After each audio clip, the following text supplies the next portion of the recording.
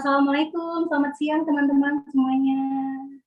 Waalaikumsalam. Waalaikumsalam warahmatullahi wabarakatuh, Ibu. Selamat siang. Selamat siang. Apa kabar teman-teman? Baik?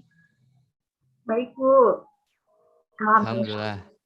Alhamdulillah baik semua ya. Semoga kita selalu sehat dan untuk semuanya diharapkan untuk selalu menjaga kesehatan ya di masa pandemi ini. Oke, sebelum itu saya izin memperkenalkan diri terlebih dahulu. Perkenalkan, saya Desi Safitri akan menjadi guru mata pelajaran dasar desain grafis kalian di kelas 10. Oke, sebelum memulai kelas, dimohon untuk kepada ketua kelas untuk memimpin doa terlebih dahulu ya. Di sini siapa ketua kelasnya? Saya, Bu. Oke, Ajeng, silakan. Oke, teman-teman semuanya, sebelum kita memulai pelajaran hari ini, alangkah baiknya kita berdoa terlebih dahulu menurut kepercayaan dan agama masing-masing. Berdoa dimulai. Berdoa selesai.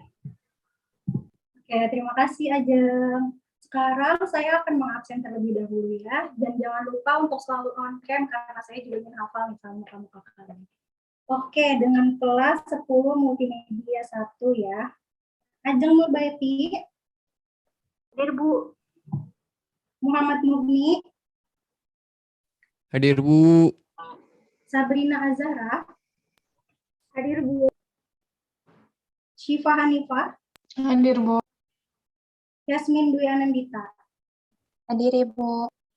Oke, baik. Hadir semua ya, alhamdulillah. Oke, teman-teman, pada pertemuan pertama kita kali ini, kita akan membahas mengenai unsur-unsur dari tata letak desain grafis. Ada apa saja sih dan mengapa dalam desain grafis itu memerlukan unsur-unsur ini. Seperti yang kalian tahu juga bahwa desain ini merupakan hal yang tidak asing lagi ya dalam kehidupan kita, karena bahkan menjadi hal yang penting karena di sekeliling kita pun banyak desain ya.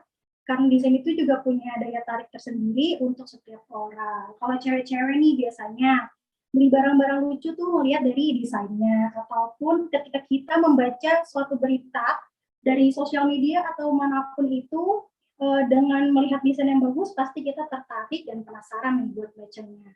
Nah, untuk hal dasar dalam pendesain ini, kita perlu mengetahui unsur-unsurnya terlebih dahulu. Tetapi sebelum saya memulai pembahasan materi kita yang pertama, saya mau tanya dulu nih, siapa di sini yang tahu ada berapa unsur dari desain grafis dan ada apa saja? Coba ayo bisa langsung unmute. Saya, Bu. Oke, Syifa. Jadi yang saya tahu, unsur-unsur desain grafis itu ada 8. Ada garis, bidang, ilustrasi, tipografi, warna, gelap terang, tekstur, sama ruang, Bu. Bagus, benar semuanya. Oke, sepertinya semalam udah baca-bacanya, Syifa.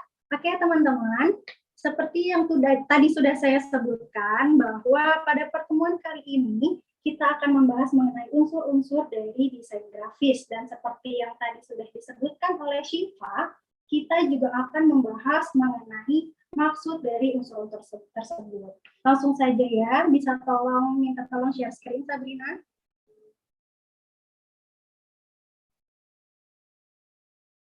Nah, oke. Di sini mata pelajaran dasar desain grafis kita akan membahas mengenai unsur-unsur tata letak desain grafis. Next.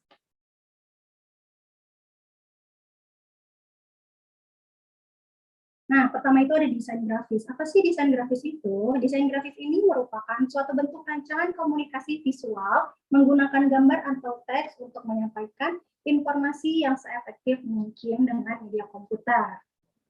Lalu selanjutnya, di sini ada unsur-unsur tata letak. Tata letak ini dalam desain terdiri dari beberapa bagian seperti yang tadi sudah disebutkan oleh Syifa dan tidak boleh terpisahkan dan mengandung arti yang sangat dalam.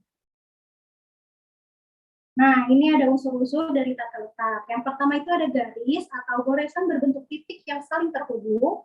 Kemudian ada bidang, yaitu unsur tata letak berupa objek yang memiliki dimensi panjang dan lebar. Kemudian ada ilustrasi atau suatu gambar yang sifatnya memvisualisasikan uraian. Kemudian ada tipografi, lalu ada warna, kemudian ada gelap dan terang atau hubungan antar elemen dengan kecerahan dan kegelapan untuk memberikan persepsi. Lalu ada tekstur dan yang terakhir ada ruang atau unsur yang dapat bersifat semu maupun nyata. Nah, gitu teman-teman materi kita kali ini. Nah, dari materi kita kali ini yang tadi sudah saya jelaskan, apakah ada yang ingin ditanyakan? Saya, Bu. Oke, Yasmin. Seperti tadi yang Ibu sebutkan dalam unsur desain grafis, itu kan ada ilustrasi yang bertujuan untuk memvisualisasikan cerita. Ada nggak sih, Bu, fungsi khusus dari ilustrasi? Oke, baik. Fungsi khusus dari ilustrasi. Ada ya tentunya. Fungsinya itu yang pertama untuk memberikan sebuah bayangan dari karakter dalam sebuah cerita. Lalu bisa juga untuk mengkomunikasikan sebuah cerita dan juga dapat mengurangi rasa bosan ketika seseorang hanya membaca sebuah buku tanpa gambar. Seperti itu, Yasmin. Bisa dimengerti? Bisa, Ibu. Terima kasih, Bu. Oke, baik. Apa ada yang masih ingin ditanyakan lagi, teman-teman?